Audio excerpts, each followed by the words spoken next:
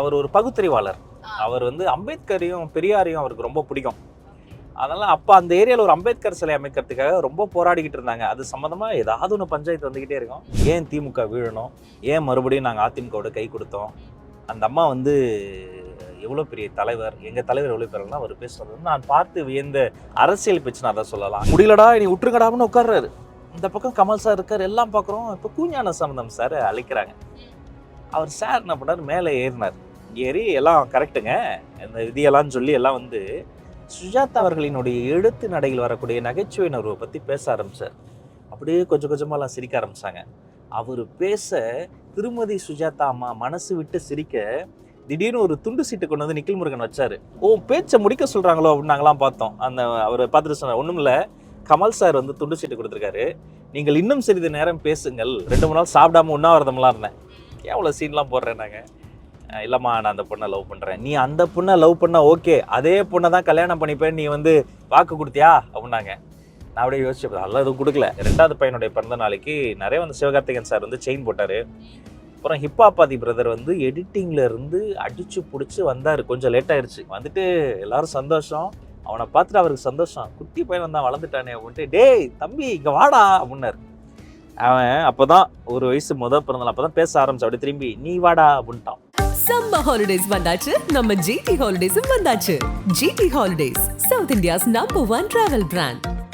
Lyca productions Subaskaran வழங்கும் அஜித்குமார் நடிப்பில் விடாமுயற்சி உலகமெங்கும் வெற்றி நடை போடுகிறது. ராஜ்மோகனை பொறுத்த வரைக்கும் இந்த ஜேர்னி எப்படி ஸ்டார்ட் ஆச்சுன்னா, நாங்கள் அதுதான் ஏற்கனவே சொன்ன மாதிரி நாங்கள் திரைப்படங்களில் பார்த்துருக்கோம், ஒரு பேச்சாளராக பார்த்துருக்கோம், ஒரு நல்ல மோட்டிவேஷ்னல் ஸ்பீக்கர், தமிழ் மேலே ஆர்வம் கொண்டுள்ள ஒரு நல்ல ஒரு மனிதர் அப்படின்றதான் பார்த்துருக்கோம். பட் இதெல்லாம் தாண்டி அரசியல் அப்படின்ற ஒரு பயணத்துக்கு வரும்போது இவர் எப்படி இருந்தார் முன்னாடி அப்படின்ற ஒரு ரீகால் கண்டிப்பாக பண்ணியே ஆகணும்ல. விவரம் தெரிந்த வயது முதலே தமிழின் மீது பற்று கொண்டவன். ஹைகோர்ட்ல வேலை பார்த்த அப்பா தினந்தோறும் வீட்டுக்கு வரும்போது தின்பண்டங்களுக்கு பதிலாக குட்டி குட்டியாக புத்தகங்களை வாங்கி தந்தவர். என் அப்பா தான் என்னைய நான் ஒரு ஆறுதல் பரிசு வாங்கினா கூட ஆஸ்கர் பரிசை கொண்டாடுவார். பரிசே கிடைக்காத போட்டிகளை கூட போட்டி போட்டு கொண்டு போய் சேர்த்து விடுவார். அம்மா திட்டுவாங்க, எதுக்குங்க காசு வீணாக்குறீங்க, அந்த காலத்துல ஒரு 10 ரூபா 50 ரூபா வேஸ்ட் ஆகுது, ஆனால் கஷ்டப்படுவாங்க. ஆனால் அப்பா விடாம எல்லா போட்டியும் போடா வாடான்னு என்கரேஜ் பண்ணுவார். அப்படி ரொம்ப விவரம் தெரிந்த வயசுலேயே நான் பார்த்து வேந்தது இந்த அந்த தமிழ் மேடை, அந்த பேச்சு. அப்போ சில மேடைகள்லாம் பிரமிப்பாக இருக்கும். இந்த அரசியல் தலைவர்கள் வருவது, கவிதை நடையில் பேசுவது, அப்படியே கொட்டு மடையில் பேசுவது, அதை பார்த்து பார்த்து வேந்ததால் எனக்குள்ளார ஒரு பேச்சாளனும் ஒரு தமிழ் ஆளுமையும் ஒரு தமிழ் பற்றும் உருவாச்சு. அரசியலை பொறுத்த வரைக்கும் அப்போதிலிருந்து எனக்கு விவரம் தெரிஞ்சு என்னோட 7, 8, 9 வயசுல நான் பாலிடிக்ஸை ஃபாலோ பண்ண ஆரம்பிச்சிட்டேன்.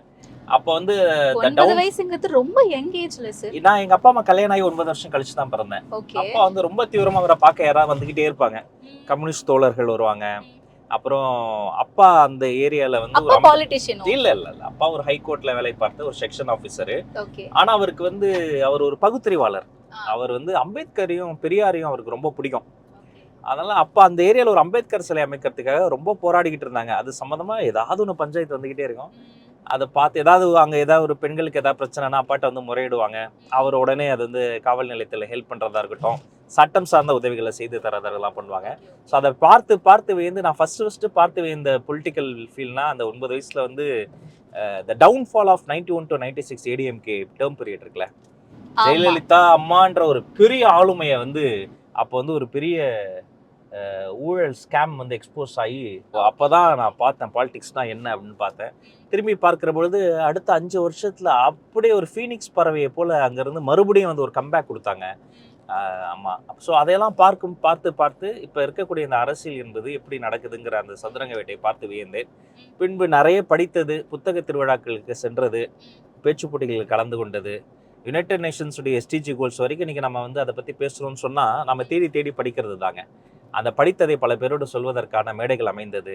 8 படம் நடித்தேன், 2 வெப்சீரிஸ் எடுத்தேன், நானே ரொம்ப சுமாராக ஒரு படம் எடுத்தேன்.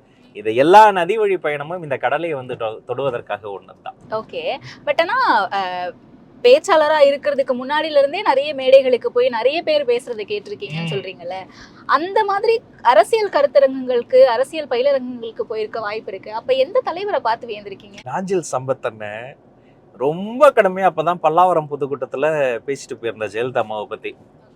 ஏன்னா பொட்டோவில் இவங்க இது பண்ணிட்டாங்கல்ல, அடுத்த வாரம் பார்த்தா எதிர்பார்க்காம அண்ணன் வைகோ வந்து அதிமுகவுடைய கூட்டணி வச்சுட்டாரு. இப்ப இந்த வாரம் கொள்கை விளக்க பொதுக்கூட்டம் பேசுவது நாஞ்சில் சம்பத். நாங்கெல்லாம் போயிருக்கோம். போயிட்டு பெரிய கூட்டம். என்ன பேசுவார்? போன வாரம் கழுவி ஊத்திருக்கான் மனுஷன். என்ன பேச்சுதான், அதுதான் பேச்சு இல்ல.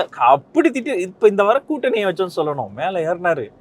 அப்படியே இந்த மயான அமைதியும்பீங்களே, மயான அமைதி. மைக்க பிடிச்சாரு. அப்படியே தமிழ்ல சொல்லிட்டே வந்தாரு. நான் தான் சொன்னேன், இதே மேடையில் பேசினேன், அவரை இப்படி சொன்னேன், அப்படி சொன்னேன். நாங்களாம் வா வா இருக்கோம். 20 நிமிஷம் பில்டப் பண்ணாருங்க. என்னெல்லாம் சொல்லி அவங்களை திட்டினேன், அந்த அம்மையார் எல்லாம் சொல்லி 20 நிமிஷம் திரும்ப மென்ஷன் பண்றாரு. ஒன்னும் புரியல எங்களுக்கு. 20வது நிமிஷம் அப்படி துண்டு அப்படி தூக்கி விட்டு வைகோ சர்வே பண்ணி, நான் தான் இவ்வளவு சொன்னேன். ஏன் சொன்னேன் தெரியுமா? எங்கள் வீட்டு சகோதரியை குறித்து நான் தான் சொல்லுவேன், அவர் எங்கள் வீட்டு சகோதரி, இந்த நாட்டை காக்க வந்து தெய்வம்ட்டாரு. எல்லாரும் கை தட்டுறாங்க. நானும் அப்படியே பாக்குறேன், என்ன நடக்குதுங்க அப்படின்ட்டு. அடுத்த 1 மணி நேரம் பேசினாரு. எல்லார் கண்ணிலையும் தண்ணி. ஏன் திமுக வீழணும், ஏன் மறுபடியும் நாங்கள் அதிமுகவோட கை கொடுத்தோம், அந்த அம்மா வந்து எவ்வளோ பெரிய தலைவர், எங்கள் தலைவர் எவ்வளோ பேரெல்லாம் அவர் பேசுனது வந்து நான் பார்த்து வியந்த அரசியல் பேச்சுன்னு அதை சொல்லலாம். ஐயா தமிழ்கடல் நெல்லைக்கண்ணன், அவர் எப்பவும் மிஸ் பண்ணுறேன். இலக்கிய மடையில் சலங்கை கட்டி ஆடிடுவார். 2 மணி நேரம் பேசுவார். சிலிர்த்து போயிடும். என்ன பேச்சு, அடேங்கப்பா. பிறகு சமகாலத்தில் இருக்கக்கூடிய என்னுடைய சிறந்த ஆசிரியர்னா மதிப்பிற்குரிய முனைவர் கு ஞானசம்பந்தம் ஐயா வந்து ஒரு பல்கலைக்கழகங்க. கு ஞானசம்பந்தம் ஐயா ஒரு மேடையில் என்னை மிரட்டிட்டாருங்க. அவர் நிறைய ஜட்ஜா வந்திருக்காரு. அவர்கிட்ட ப்ரைஸ்லாம் வாங்கியிருக்கேன். சின்ன பையனா ஷார்ட்ஸ்லாம் போட்டு வாங்கியிருக்கேன், ட்ரௌசர்லாம் போட்டு. ஒரு மேடை வந்து எழுத்தர் சுஜாதா தவறிட்டார். தவறுன சில நாட்கள்ல ஒரு இரங்கல் கூட்டம் வைக்கிறாங்க.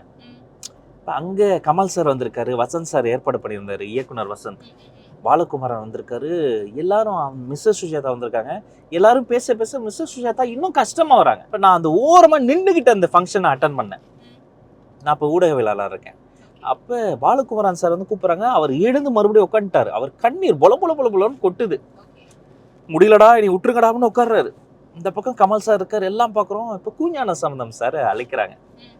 அவர் சார் என்ன பண்ணார், மேலே ஏறினார். ஏறி எல்லாம் கரெக்டுங்க, இந்த விதியெல்லாம் சொல்லி எல்லாம் வந்து சுஜாதா அவர்களினுடைய எழுத்து நடையில் வரக்கூடிய நகைச்சுவை உணர்வை பற்றி பேச ஆரம்பித்தார். அப்படியே கொஞ்சம் கொஞ்சமாலாம் சிரிக்க ஆரம்பித்தாங்க. அவர் பேச திருமதி சுஜாதா அம்மா மனசு விட்டு சிரிக்க திடீர்னு ஒரு துண்டு சீட்டு கொண்டு வந்து நிக்கில் முருகன் வச்சாரு. ஓ பேச்சை முடிக்க சொல்கிறாங்களோ அப்படின்னு நாங்களாம் பார்த்தோம். அந்த அவரை பார்த்துட்டு சொன்னார், ஒன்றும் இல்லை, கமல் சார் வந்து துண்டு சீட்டு கொடுத்துருக்காரு, நீங்கள் இன்னும் சிறிது நேரம் பேசுங்கள், நீங்கள் பேச பேச அந்த அம்மா முகத்தில் மகிழ்ச்சி வருகிறதே, இதுதான் இப்போ நம்ம பண்ணணும், பேசுங்கள்னு கொடுத்துருக்காட்டோன்னே அரங்கம் நிறைந்த கைத்தறல். நான்லாம் உண்மையிலேயே ஸ்டாண்டிங் ஓவேஷன், ஆல்ரெடி ஸ்டாண்டிங்கு, அதுலேயே ஒரு ஓவேஷன் கொடுத்துறேன். என்ன பேச்சு, ஒரு பேச்சு என்ன பண்ண முடியும்னா ஒரு மனசு அப்படியே மடைமாட்டுருங்க, காயத்துக்கு அப்படியே மருந்து தரும். ஸோ நான் பார்த்து சமகாலத்தில் அதிகமாக வியக்கக்கூடிய என்னுடைய குருநாதர்னா, நல்ல பண்பாளர்னா, எந்த இடத்துலையும் பாசிட்டிவாக பேசக்கூடிய நடமாடும் பல்கலைக்கழகம் முனைவர் கு ஞானசம்பந்தம் ஐயா. ராஜ்மோகன் சாருக்கு வந்து லவ் மேரேஜ் அரேஞ்ச் மேரேஜ்? நான் வந்து இலங்கையில் 4 ஆண்டு காலம் வேலை செய்ய போனேன். அங்கே இருக்க ஒரு ரேடியோ ஸ்டேஷனில். அதுதான் என்னுடைய தமிழை திருத்தினாங்க அங்கே இருக்கவங்க தான். அங்கே போன உடனே எனக்கு ஒரு நல்ல ஃப்ரெண்டு கிடைச்சாங்க. அவங்க தான் கவிதா. ஸோ அவங்க ரொம்ப நல்ல ஃப்ரெண்டு, க்ளோஸ் ஃப்ரெண்டு. அதாவது இந்த ஆண் பெண் வித்தியாசம் இல்லாமல். முதல்ல கவிதா யாருன்னு சொல்லிட்டு அதுக்கப்புறமா நம்ம அவங்க தான் இப்போ எனக்கு மனைவியா இருக்காங்க. ஸோ அங்கே ஃப்ரெண்டாக வந்தாங்க, நல்ல ஃப்ரெண்டாக இருந்தாங்க, க்ளோஸ் ஃப்ரெண்டாக இருந்தாங்க. அவங்க வந்து உண்மையிலேயே ஒரு நல்ல ஹியூமன் பீயிங், என்னை விட பெட்டர் ஹியூமன் பீயிங். ஆமாம், யாராக இருந்தாலும் அவங்கள காயப்படுத்தினவங்களா இருந்தாலும் அவங்க ஒரு ஹெல்ப் கேட்கும் போது முதல்ல ஹெல்ப்பை பண்ணிட்டு தான் நெக்ஸ்ட் வேலை பார்ப்பாங்க. ரொம்ப மோசமாக அவங்கள பற்றி பேசினவங்கள கூட அவங்க வந்து கண்டுக்க மாட்டாங்க, சரி விடுங்க ஏதோ ஒரு கோபத்தில் பேசிட்டாங்கன்னு. எனக்கு சில நேரம் என்ன அறியாமல் நான் சமநிலை குலையும் போது அந்த இடத்துல பொறுமையாக இருந்துட்டு அடுத்த நாள் சொல்லுவாங்க, நீங்கள் அந்த இடத்துல அப்படி கோவப்பட்டுறக்கூடாது, அமைதியாக இருங்க அப்படின்னு சொல்லுவாங்க. ஸோ இந்த காதல் திருமணம் தான். வீட்டில் வந்து சொன்னேன், ஒரு பெரிய டிஸ்கஷன் போச்சு. சைலண்ட்டாக எனக்கு வந்து எங்கள் வீட்டில் பொண்ணெல்லாம் பார்த்தாங்க. அதான் எங்கள் அம்மா ஒரே ஒரு கேள்வி கேட்டாங்க, டேய் என்னடா ஏன்டா அப்படி இருக்கேன்ட்டுனா, ஒரு ஒரு 2-3 நாள் சாப்பிடாம உண்ணாவிரதம்லாம் இருந்தேன். ஏன் அவ்வளோ சீன்லாம் போடுறேன் நாங்கள்? இல்லைம்மா நான் அந்த பொண்ணை லவ் பண்ணுறேன். நீ அந்த பொண்ணை லவ் பண்ண ஓகே, அதே பொண்ணை தான் கல்யாணம் பண்ணிப்பேன் நீ வந்து வாக்கு கொடுத்தியா அப்படின்னாங்க. நான் அப்படியே யோசிச்சு, அதெல்லாம் எதுவும் கொடுக்கல. அதனால ஆமாம்மா உன் மேலே சத்தியமா, அம்மா மேலே சத்தியமா உன்னை தான் கட்டிக்குவேன்னு வாக்கு கொடுத்துருங்கம்மா. கொடுத்த வாக்கை காப்பாற்றணும், தூக்குறா பொண்ணை யாராக இருந்தாலும் பார்த்துக்கலாம் அப்படின்ட்டு. அப்படிதான் எங்கள் அம்மாவினால தான் எங்கள் திருமணமே நடைபெற்றது. கொஞ்ச நாள் பேசாமல் இருந்தாங்க கவிதா வீட்டில் என்னோட. அப்புறம் அவங்க வீட்ல ஒத்துக்கல. ஆமா, அப்ப இருந்த அம்மா சொன்ன மாதிரி நிஜமாவே தூக்கியாச்சு. தூக்கலாம் இல்ல, ஃப்ளைட் டிக்கெட் போட்டு அவங்களா வந்துட்டாங்க. அப்புறம் திருமணம் நல்லபடியா நடந்து 2 பசங்க, பகத்சிங், தீரன். அப்புறம் குழந்தைங்க பிறந்த உடனே அவங்க ஃபேமிலி இப்போ என் ஃபேமிலி அவங்க ஃபேமிலியும் ஒரே ஃபேமிலி தான். ரொம்ப நல்லா பேசுறாங்க, எல்லாருமே நல்லா இருக்கும். ஓகே. இல்லை ஏன் இதை நான் கேட்டேன்னா, லைஃப் பார்ட்னர் அப்படின்ட்டு வரவங்க எப்பவுமே வந்து கொஞ்சம் நிறைய ஃபேண்டசி அந்த ரேஞ்சுக்கு யோசிச்சு வைப்பாங்கல்ல, இப்படி இருக்கணும் அப்படி இருக்கணும் என் ஹஸ்பண்ட் அப்படி இப்படின்னு. பட் எந்த ஒரு எக்ஸ்பெக்டேஷன்ஸுமே இல்லாம நம்மள அப்படியே அக்செப்ட் பண்ணிக்கிறது தானே லவ் மேரேஜ். அதுதான் கேட்க வந்தேன். லவ் மேரேஜ்ங்கிறத விட வாழ்க்கைங்கிறது என்னன்னா, ஆப்போசிட்ல இருக்கவங்களுக்கு ஏத்த மாதிரி நம்மள நம்ம கொஞ்சம் மாத்திக்கிறது தான் லைஃப். நீ ஒரு எக்ஸ்ட்ரீமில் இருக்க, நான் ஒரு எக்ஸ்ட்ரீமில் இருக்கேன், கொஞ்சம் 2 பேரும் மிடில் கிரவுண்டுன்னு சொல்லுவோம், நகர்ந்து வர்றது தான் லைஃபு. எனக்கு சில உணவு பழக்க வழக்கம் இருக்குது, அது அவங்களுக்கு இப்போ பழக்கம் இல்லை. ஆனால் எனக்காக நான் சாப்பிடும்போது அந்த இடத்துல முகம் சுளிக்காமல் அமைதியாக இருப்பாங்க. அவங்களுக்கு சில நம்பிக்கைகள் இருக்குது, பயங்கரமாக சாமி கும்பிடுவாங்க, அவங்க வந்து எங்கே போனாலும் ஒரே சாமியார் மாதிரி சாமி கும்பிடாங்களா இருக்கும். நான் எங்கள் அப்பா ஒரு பகுத்தறிவாளருங்கிறது, நான் சாமி கும்பிடுவேன், எனக்கு கடவுள் நம்பிக்கை இருக்குது, ரொம்ப அதீத மூட நம்பிக்கைலாம் எனக்கு கிடையாது. பட் அவங்க பண்ணும்போது நான் சாமியை விட அவங்கள ரசிப்பேன். ஒரு கவிதை கூட சொன்னேன் விஜய் டிவில, நல்லா இருக்கே, சாமியை விட அவங்கள ரசிக்கிறது. ஆமாங்க, நான் ஒரு கவிதை சொன்னேன் விஜய் டிவில, ஒரு கோபிநாத்தனை கூட ரசிப்பார். அது நீ வியாழக்கிழமை விரதம் இருக்கிறாய், நீ வியாழக்கிழமை விரதம் இருக்கிறாய், ஒரு நாள் முந்தி பிறந்திருக்கலாமே என ஏங்குகிறது வெள்ளிக்கிழமை. நீ கந்த சஷ்டி விரதம் இருக்கிறாய், கந்தனை பத்திரமாக பார்த்து கொள்ள வேண்டும் என பேசிக் கொள்கிறார்கள் வள்ளியும் தெய்வானையும். அது மாதிரி நான் அவங்கள ரொம்ப ரசிப்பேன். அதனால அவங்க பண்ற ஆன்மீகம் என்பது அவர்களுக்கு நிம்மதி தருதலாம். பண்ணட்டுமே, நல்லா பண்ணட்டுமே. எந்த அளவுக்கு நமக்கு சப்போர்ட்டிவா இருக்காங்கிறது நமக்கு தேவையில்லை. ஏன்னா இப்ப நீங்க ஒரு கரியர் லெவல்ல இருக்கும்போது தான் அவங்கள மீட் பண்றீங்க, அது வேற. பட் அடுத்தடுத்த டிரான்சிஷன்ஸ் நம்ம போகும்போது நம்மளுடைய ஒர்க் ஸ்பேஸ் எப்படி இருக்கும்னு தெரியாது, அது எல்லாமே அக்செப்ட் பண்ணிக்கணும்ல. ஒர்க் நிறைய இப்ப நம்ம சாலிகிராமத்தை தாண்டறோம், இங்க ஒரு ஃப்ளோர்ல நான் ஷூட்டிங்ல இருந்தேன். அப்போ ஓகே, அப்ப வீட்ல அப்பதான் 2 பசங்க, குட்டி பசங்க விட்டு வந்திருந்தேன். போகும்போது நான் சில சமயம் சொல்லிட்டு போவேன், முக்கியமான ஷூட்டு, கொஞ்சம் கவனமா பாத்துக்கங்க, டிஸ்டர்ப் பண்ணாதீங்கன்னு சொல்லிட்டு போவேன். அன்னைக்கு அந்த மாதிரி சொல்லிட்டு போனேன். ஏன்னா அன்னைக்கு வந்து ஒரு பொலிட்டீஷியனை இன்டர்வியூ பண்ண போகிறேன், முக்கியமான ஷூட்டிங் அன்னைக்கு. ஸோ அப்படி போனால் அந்த சில மணி நேரத்தில் என்ன ஆயிருக்கு, 2 பசங்க விளையாடி அது ஈர்க்குச்சியுமோ, இந்த தொடப்பம் இருக்குல்ல, அதில் குச்சி குச்சியாக இருக்குமே, குச்சி தொடப்பம், அந்த குச்சியை எடுத்து இவனுங்க கத்தி சண்டை போட்டிருக்கானுங்க 2 பசங்க. அது பண்ணால் என்ன ஆகும், கரெக்டாக சின்னவன் இருக்கான்ல, அவன் எம்ஜிஆர் மாதிரி போய் பெரியவனுடைய கண்ணிலே குத்திட்டான். குத்தி ரத்தம் வந்து, இப்போ பெரியவனையும் தூக்கி சின்னவனை தனியாக விட்டு போக முடியாது, ஏன்னா ரொம்ப குட்டி பையன், அவனையும் தூக்கி ரோட்டுக்கு வந்து ஒரு ஆட்டோ பிடிச்சி ஹாஸ்பிட்டல் கொண்டு போய் இந்த குழந்தையும் காப்பாற்றி, இந்த குழந்தை கில்ட் ஆகிடும் டக்குன்னு தப்பு பண்ண, அந்த குழந்தையும் இந்த பதட்டத்தில் கிளம்பும் போது அந்த வீடை வந்து ஒழுங்காக ப்ராப்பராக மூடி அந்த கேஸ் சிலிண்டர் ஆஃப் பண்ணி விளக்கெல்லாம் அணைச்சி குழந்தைகளை கொண்டு போய் ஹாஸ்பிட்டலில் ட்ரீட்மெண்ட் பண்ணி மறுபடியும் வீட்டுக்கு கொண்டு வந்து 2 பேரையும் சமாதானம் பண்ணி படுக்க வச்சு முடிச்சுட்டு அப்புறம் ஒரு மெசேஜ் வரும், உங்கள் வேலை முடிந்து விட்டதா அவங்க வரும். அப்படி மெசேஜ் எனக்கு தெரியும் வீட்டில் ஏதோ பிரச்சனைன்னு. கரெக்டாக நான் என்ன பிரச்சனைன்னு சொல்ல மாட்டாங்க, அப்போ கடைசி வரைக்கும் சொல்ல மாட்டாங்க. அப்போ நான் ஃபோன் பண்ணி இன்டர்வியூ முடிஞ்சது, கெஸ்ட்டு கிளம்பிட்டாங்களா, நீங்கள் ஃப்ரீ ஆகிட்டீங்களா, ரிலாக்ஸ்டாக இருக்கீங்களா, ஒரு விஷயம் சொல்லுமா சொல்லுன்ட்டோன்னே ஆரம்பிப்பாங்க. நம்ம பையன் என்ன பண்ணா தெரியுமா ஆட்டோன்னா அப்படியே திக்குங்க. பட் அந்த 3 மணி நேரத்தை அவங்க சமாளித்து, இது ஒரு சாம்பிள் தான். ஓகே புரியுது. சோ இந்த மாதிரி நிறைய விஷயங்களை ஹேண்டில் பண்ணிருக்காங்க. ஐயோ, அப்படி ஒரு பார்ட்னர் வந்து எல்லாருக்கும் அமையணும். உண்மையிலேயே எமர்ஜென்சி சிச்சுவேஷன்ஸ்ல நம்மளோட பெரிமீட்டர்ல பக்கத்துல இருக்கக்கூடியது நம்ம பார்ட்னர் தான். அப்ப அவங்களுக்கு வந்து தெரியணும், சிபிஆர்னா என்னன்னு தெரியும், ஃபர்ஸ்ட் எய்ட்னா என்னன்னு தெரியணும். ரொம்ப கண்ணும் கருத்துமா நம்மளை பாத்துக்கிறது வந்து ஒரு வயசு வரைக்கும் அப்பா அம்மா பாத்துக்குவாங்க, அப்புறம் அப்பா அம்மாவை நம்ம பாத்துக்கணும். நம்ம அப்பா அம்மா நம்மளை எப்படி பாத்துக்கிறாங்களோ அந்த ஸ்தானத்தில் நம்மை பார்த்து கொள்ளக்கூடிய கணவனோ மனைவியோ வாய்ப்பது வரம். கிட்ஸை பொறுத்த வரைக்கும் அவங்களுக்கு நீங்க எப்படி ஒரு இன்ஸ்பயர்டான ஒரு டேடா எப்படி புரிஞ்சுக்கலாம்? நான் ஒரு நல்ல நண்பன். எங்க வீட்டுல சண்டை வர்றதுக்கு காரணமே நான் இப்படி இருக்கிறது தான். நீங்க ஸ்ட்ரிக்டா இருங்கன்னு சொல்லுவாங்க. நான் ஸ்ட்ரிக்டாக இருக்க ட்ரை பண்ணும்போது சிரிச்சிருவாங்க எல்லாரும். அது தெரில, எனக்கு தன்னியல்பாகவே. எனக்கு இப்போ இங்கே 4 குழந்தைங்க ரோட்டில் விளையாடிட்டு இருந்தால் நான் போய் சும்மா வேடிக்கை பார்ப்பேன். ஒரு அரை மணி நேரம் கழிச்சு பார்த்தா நான் உங்களுக்கு பால் வீசிக்கிட்டு இருப்பேன், அவனுங்க ஆடிக்கிட்டு இருப்பானுங்க. அது சுபாவம் சில பேருக்கு இயல்பாக வரும்ல, அது மாதிரி குழந்தைங்க மீது எனக்கு கோபப்பட வராது. அதனால நான் 2வது பையன், அதனால நான் ரொம்ப சின்ன வயசுல இருந்து என்னோட வயசுல பெரியவங்க கூடலாம் நல்லா சேர்ந்து விளையாடி இருக்கேன். என்ன அவங்க அப்படிதான் நடத்தியிருக்காங்க. இப்போ ரோட்ல எங்கேயாவது ஒரு பையன் சும்மா நின்றுக்கிட்டு இருந்தா கூட நம்ம ஊர்ல எல்லாருக்கும் அதை பண்ணுறே, ஏன்டா பள்ளிக்கூடம் போல இங்க என்னடா பண்றான்னு யாரா இருந்தாலும் கேட்பாங்க. அவனை அண்ணே இல்லைண்ணே இன்னைக்கு லீவுன்னு, நான் யாருன்னு அவனுக்கு தெரியாது, அவன் யாருன்னு தெரியும், இப்படி பேசுவோம்ல. அதனால எங்க வீட்டில் வந்து நான் ஒரு நல்ல நண்பனாக தான் இருப்பேன். சில நேரங்களில் மிக முக்கியமான விஷயங்கள், அந்த மற்றவங்களுக்கு வந்து மதிப்பு தர விஷயங்கள் அப்போ நம்ம சொல்லிக் கொடுப்பேன். ஒரு சம்பவம் சொல்கிறேன். அவருடைய 2வது பையனுடைய பிறந்த நாளைக்கு நிறைய வந்து சிவகார்த்திகேயன் சார் வந்து செயின் போட்டார். அப்புறம் ஹிப்பாபாதி பிரதர் வந்து எடிட்டிங்ல இருந்து அடிச்சு பிடிச்சி வந்தார். கொஞ்சம் லேட் ஆயிடுச்சு. அவர் வந்து சேரும்போது ஃபங்க்ஷனே முடிஞ்சு அந்த டாய்ஸை வச்சு அவன் விளையாட ஆரம்பிச்சிட்டான் மேடையில். அவர் வந்துட்டாரு. வந்துட்டு எல்லாரும் சந்தோஷம். அவனை பார்த்துட்டு அவருக்கு சந்தோஷம். குட்டி பையன் வந்தான் வளர்ந்துட்டானே அப்படின்ட்டு, டேய் தம்பி இங்கே வாடா அப்படின்னாரு. அவன் அப்போதான் ஒரு வயசு பிறந்தாலும் அப்போதான் பேச ஆரம்பிச்சு. அப்படி திரும்பி நீ வாடா அப்படின்ட்டான். அவர் ரொம்ப ஹம்புலா சிரிச்சு இப்படிதானே இருக்கணும். பட் அப்புறம் தனியாக கூப்பிட்டு அண்ணனுக்கும் தம்பிக்கும் சொன்னோம், இப்போ வந்து நாம வாடாப்படான்னு உங்களை சொல்லலாம், நீங்கள் அடுத்தவங்களை அப்படி சொல்லக்கூடாது, குறிப்பாக வயசில் பெரியவங்க. அந்த மாதிரி ஸ்ட்ரிக்டாக இருக்க நேரத்தில் ஸ்ட்ரிக்டாக இருக்க ட்ரை பண்ணுவேன். மற்றபடி நான் ஒரு நல்ல ஃப்ரெண்டு. இப்போ எங்கள் வீட்டுக்கு வந்து ரொம்ப வயசில் பெரியவங்க வந்தாங்கன்னா மரியாதையாக தான் பேசுவாங்க, வணக்கம் சொல்லுவாங்க. யாருக்காவது எங்கேயாவது அடிபட்டுச்சுன்னா முதல்ல போய் ஹெல்ப் பண்ணக்கூடியது என் பசங்களாக தான் இருப்பாங்க. யாராவது கண் கலங்கினாங்கன்னா, உடம்பு சரியில்லாமல் சில பேர் கோல்டில் கலங்குவாங்கல்ல, சைலண்டாக போய் உள்ளே போயிட்டு அவங்க வந்து ஹேண்ட் கர்ச்சீஃப் கண்டுபிடிச்சிட்டு கொண்டு வந்து கொடுப்பாங்க. ஸோ அவங்க குழந்தைங்க எப்போவுமே கெட்ட வார்த்தையை பேசுறது இல்லை, கேட்ட வார்த்தையை தான் பேசுவாங்கன்னு ஒரு சினிமா வசனம் வரும். குழந்தைங்க நெகட்டிவாக பேசவே கூடாது. இப்போ எங்கள் வீட்டில் நான் அப்படி தான், நான் அது வந்து அது ஸ்ட்ரிக்டாக மெயின்டைன் பண்ணுறேன். ஃபாரின்லலாம் நான் போயிருக்கேன், அமெரிக்கா, இது கனடா, ஹாங்காங், ஈஸ்ட் ஆஃப்ரிக்கா வரைக்கும் போய் பேசிட்டு வந்திருக்கேன்.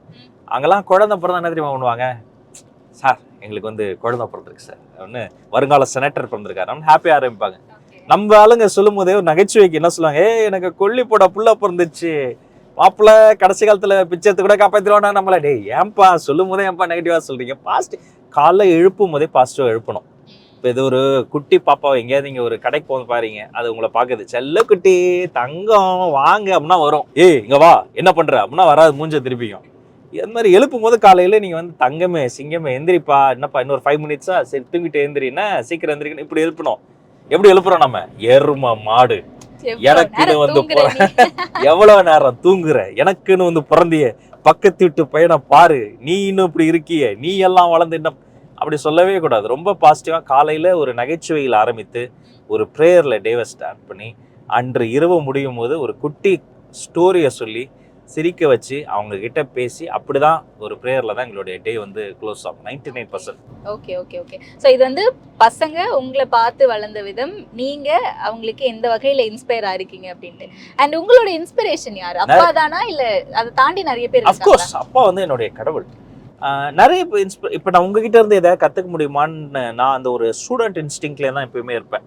இப்போ நான் காலையிலேருந்து சந்தித்த மனிதர்கிட்ட அவர் ட்ரெஸ்ஸு கரெக்டாக அந்த ஒயிட்டில் ஒரு சின்ன டர்ட் கூட இல்லாமல் மெயின்டைன் பண்ணுறாங்களே, அவங்க எப்படி கேரி பண்ணிக்கிறாங்க, அவங்களுடைய வெக்காபுலரி எப்படி இருக்குது, ஒருத்தங்க சொல்லும்போது ஒரு நல்ல சொல்லிட்டாங்கன்னா என் மைண்டில் ஓடிக்கிட்டே இருக்கும். நேற்று தம்பிராமையா அண்ணனை மீட் பண்ணேன்.